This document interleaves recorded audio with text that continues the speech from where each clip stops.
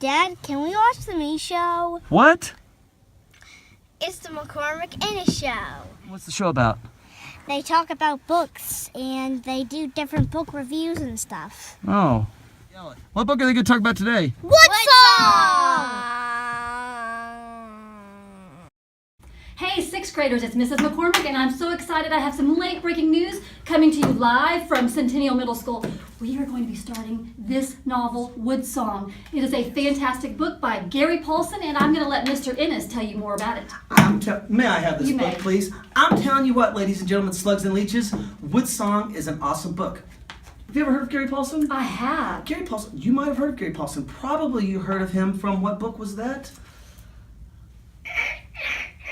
Hatchet. Hatchet, there you go, Hatchet, about the young boy that Charades. survived in the wild. Well, Gary keeps on with the same theme of the wilderness experience and his experiences in Alaska. So it's very cold, and he talks about this cold to the point of there's death, sickness, and depression. Oh, I'd be depressed too if I was on that cold. Yeah. Yes. In this book, but I'm kind of curious, maybe the kids are wondering, what's the plot? What's this story about? Well, that's a great question, Mr. Ennis. You know, this book is actually nonfiction. It's a memoir, which means that it's written from the memory of Gary Paulsen. So it's a specific time in his life when he's remembering things and sharing that memory with us. And you know what? Look, if you lean back, this is a picture of Gary Paulsen right here. Oh, yeah. Kind of a rugged-looking guy. He is kind of rugged, yeah. He's done a lot of different things. He had a rough childhood. He was a trapper. He never really was an academic. He had about any type of job you can imagine. He wasn't academic, but yet he writes so well. Matter of fact, he even, well, let me just tell you about Gary Paulsen a little bit. Did you know that when he was younger, the only way he could make money, he came from a very difficult family, and so he would sell newspapers, and he would stand outside bars to try to sell newspapers to drunks.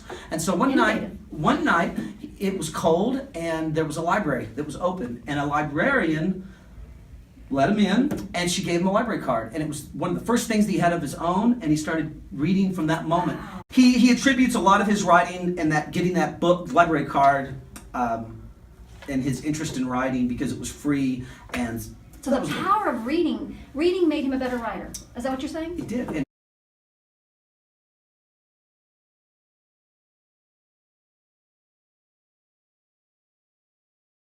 I'm not exactly sure how I became an author. It was never something I thought I was young. I was an awful student. I flunked everything. I was a poor reader.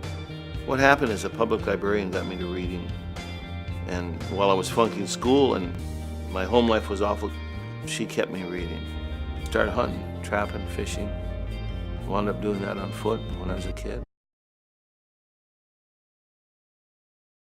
Fame is not something I aspired to, and the 3-time Newbery Honor winner thing is pretty gratifying, but it doesn't matter. I write because I really, really love to write. I love when a story works, my neck hair goes up. I sometimes have trouble believing it, that my books would change people's lives other than to make them read. If I've done my job right, those words will go into their brain.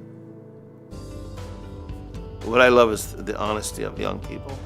They'll tell you if they don't like a book. Adults are locked into their lives. They have no openness left. They're gone. They want to be entertained. Young people are open to new ideas and new thinking and new writing.